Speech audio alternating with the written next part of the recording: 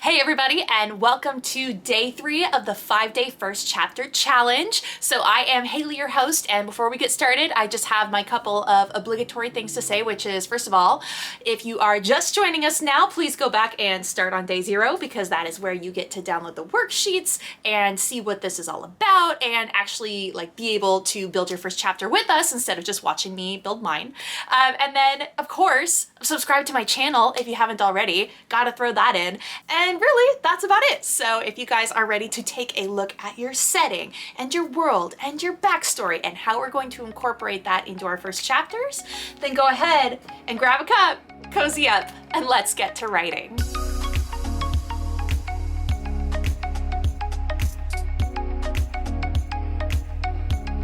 All right, guys, so today is about creating your setting / world / backstory in your first chapter.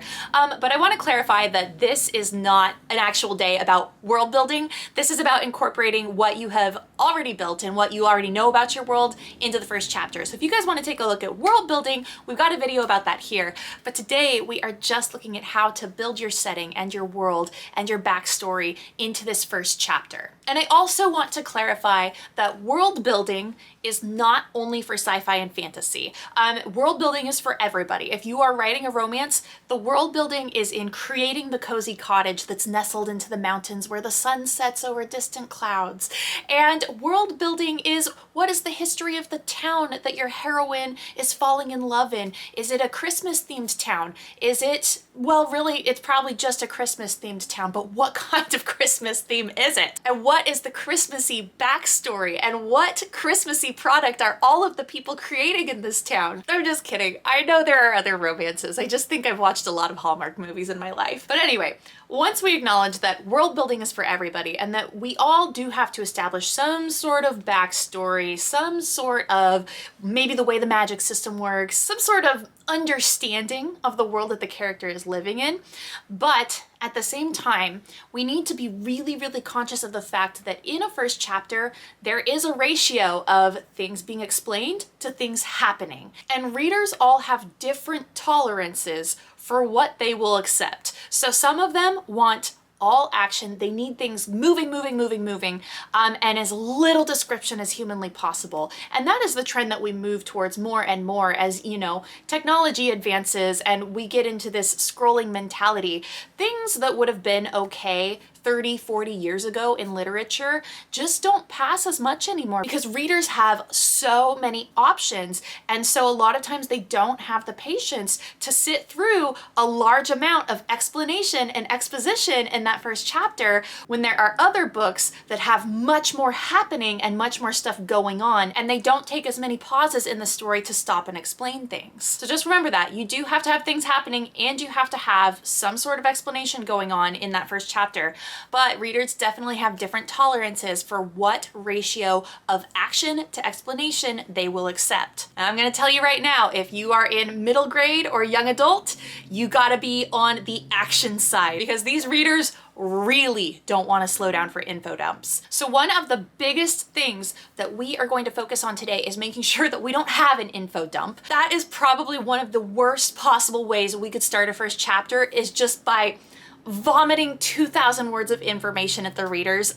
Readers are here because they want a story and not a textbook. And so in this first chapter, we have to absolutely make sure that the story is moving forward, even as we get across these details, which are crucial and do need to be conveyed. So what I really want to focus on is how we can actually do both at the same time. We can keep the story moving, but also incorporate the details that are extremely important. So if you guys aren't sick of me saying show, don't tell yet, just keep watching more of my videos because I will always come back to it, because there are about 1,000 different ways that we can use show don't tell in our writing.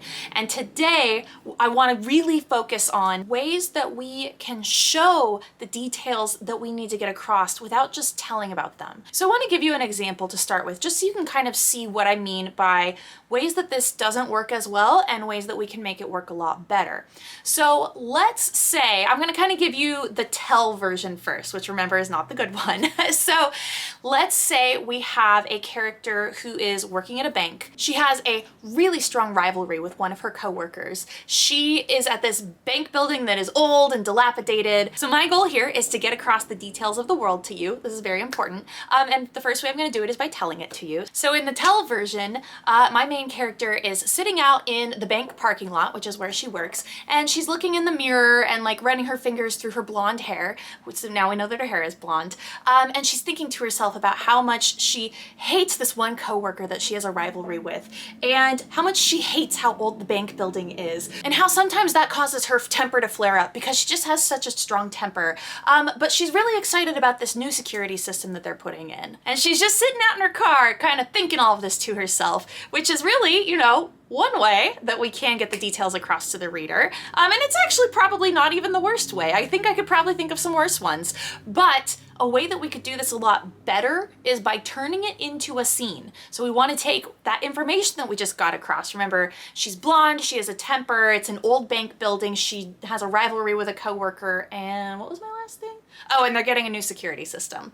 And all of this in this imaginary made-up story is super relevant to the plot because it's going to be about a bank heist that this character is going to have to foil, and of course her coworker is totally in on it. So all of this stuff is really relevant in this really made-up mini story. But the way that we could get these details across instead through a scene and through action is, so let's say that main character is on her way to work. She works at the bank, right? She's walking towards the door and sees that coworker that she hates up ahead, and you know what, that coworker sees her too. And that coworker opens up the front door but shuts it behind herself really quickly, so that our character, of course, has to fumble through the 25 keys on her key ring because this bank is so old that literally everything opens with an old-fashioned key. So she's fumbling through the keys. She's kind of getting mad because remember, she's got a temper. That's one of the things we need to get across. So she's kind of getting irritated. She finally finds the right key, gets the door open, but then it snags across the carpet because this bank building is so old and frustrating. But then as that door opens and snags across the entry rug, it ends up pulling the rug up, and she accidentally trips over it as she's getting in, which of course spills coffee into her blonde hair, staining it brown. And then you know what? It probably spills it all across her white shirt too. I'm gonna throw in that she has a white shirt also. And we can throw in the detail of what she's wearing just because it's now stained with coffee. And she gets so mad that she just turns and kicks that door shut. Maybe she kicks it so hard that she accidentally breaks the glass in the door, which sets off the new security system, and alarms are blaring and police are coming, and all of a sudden we have an opening scene to the story. We know who the main character is, what she looks like, what the bank building is like. We know that there's a new security system. We know that she hates her coworker, and we got all of that information across in a way that was actually interesting instead of just having her sitting in the car explaining it to us. So for our homework today, we really want to be looking at two things. And the first one is that we're taking a look at all of the information that really is critical, because of course we do have to have information in there for our readers to understand what's going on. But I really want to take a look at when we find those big chunks of information, really trying to find a way to get that same information across in a scene instead of just explaining it to the reader, because the scene will always be more interesting. But the second thing that we need to do is really ask ourselves if every bit of information that's in that first chapter is absolutely necessary.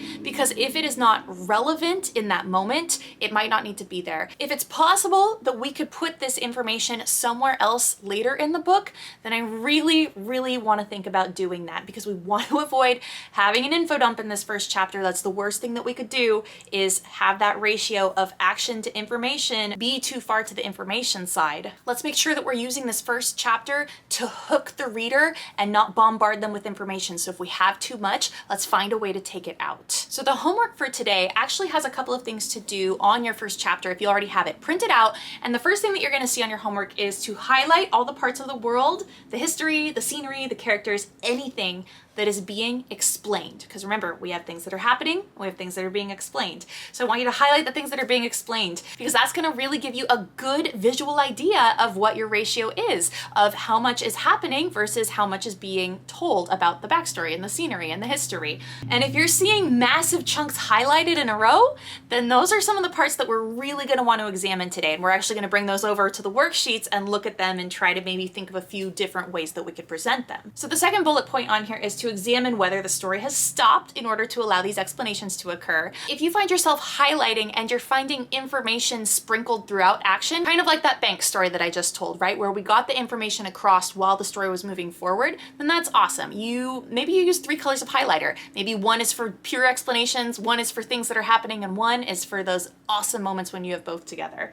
And then the third bullet point on here is to brainstorm ways to explain these things through action, which is what this entire video has been about, or cut them out. Remember, those are our 2 things that we're doing today. Find a way to explain them through action, or cut them. Now on your worksheet itself, what you're gonna see is when you run across those big chunks of explanation. So you go through, you highlight, and you're like, oh, this is a lot of explanation in a row. You're gonna bring that section over to the worksheet and kind of look at a couple things about it, which is what is being explained, first of all. And then the second one is how crucial is it for the reader to receive this information right now? I want you guys to be really critical. Is it possible that we don't need it? Because if it's possible we don't need it, let's get it out. What is the most important thing happening in the scene right now? So in the example of the bank setting, the most important thing happening is that she's getting to work and she's getting really fired up and mad, which was actually a pretty fun scene to make up. And if I were reading it, I think I'd actually really enjoy reading that scene too. So in both of my examples with the bank scene, even when we told it or when we showed it, she was still getting to work and kind of getting herself fired up. One, she was just sitting in the car telling about it and just kind of getting herself mad. And the second one was much more action-packed as she went to the door and had her whole altercation with the door. So if we're still in a point in our story where we're telling, let's examine what is happening at that moment and find a way to use that action and use that scene that we're building to incorporate the descriptions that we need. So you'll see the next bullet point is brainstorm ways we could deliver this same information while keeping the flow of the story going. So just remember, we're trying to build a scene here and not just have the characters stop and explain things. And I will be realistic, not everything can be explained through action. There are some things that are going to have to come across in conversation, but if it is at all humanly possible to find a way to get it across through action and through keeping the story flowing forward, we absolutely want to do it that way. That is by far stronger to deliver the information that way than stopping and having a character explain it to another character, or a character in their mind explain it to the reader as maybe they're talking to themselves, or maybe they're writing it in a diary. Action will always be the strongest way to get these details across. So before we jump off and do this homework, I've got a few tips to remember, which is that first of all, we only want the information when it is directly relevant. So if it doesn't build this scene and this moment in time, let's find somewhere else to put it. And the second tip is just that these details that we need to build our world and our setting and our backstory, let's make sure that we just sprinkle them in a little bit at a time. You know, making sure that when you go back through your writing and you're doing your highlighting and seeing how much of that is explanation, that we don't have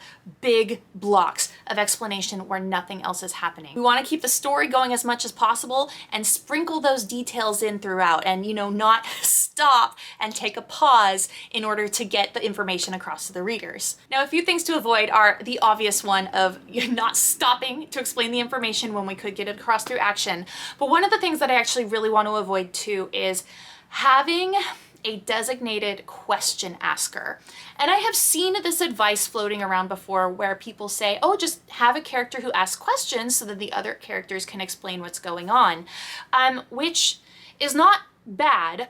In some cases, that's a really good way to get it across, but I see it taken a little too far sometimes, where what we see is a character's entire personality becomes question asker. That is just who they are. And they just ask the questions. What's going on? How does this work? I don't understand. And it actually, to me, is really irritating when that is the one defining trait of that character, is that they are just there to build the world for the reader. So maybe try to avoid that. It's okay if you do have characters asking questions and that is one of your ways of getting details across. That is a valid way to do it, but don't overdo it. Be a little careful with that and make sure that your characters are playing other roles than just being a question asker. So I'm gonna go ahead and jump off and do this with my world as well. For fantasy writers and sci-fi especially, this is tough because you have a lot to get across. So just keep in mind, you don't have to get it all across in chapter 1. Just get those relevant details in, and yeah, really really try to strike that balance of having the story moving forward while you sprinkle those details of your world and your setting and your backstory in. And then you know what? Your readers are not even going to realize that they're absorbing all of that information because it's going to be so fun and they're going to be enjoying the journey as they're getting all those details that they need. So thank you so much for joining me. I hope that this has been really helpful in showing you guys that we don't have to have an info dump in that first chapter in order to help the reader understand what's going on. We can get those details across while keeping the story going. So subscribe to my channel if you guys haven't already. Thank you so much for being here, and I will see you tomorrow for day 4 of the 5-day first chapter challenge.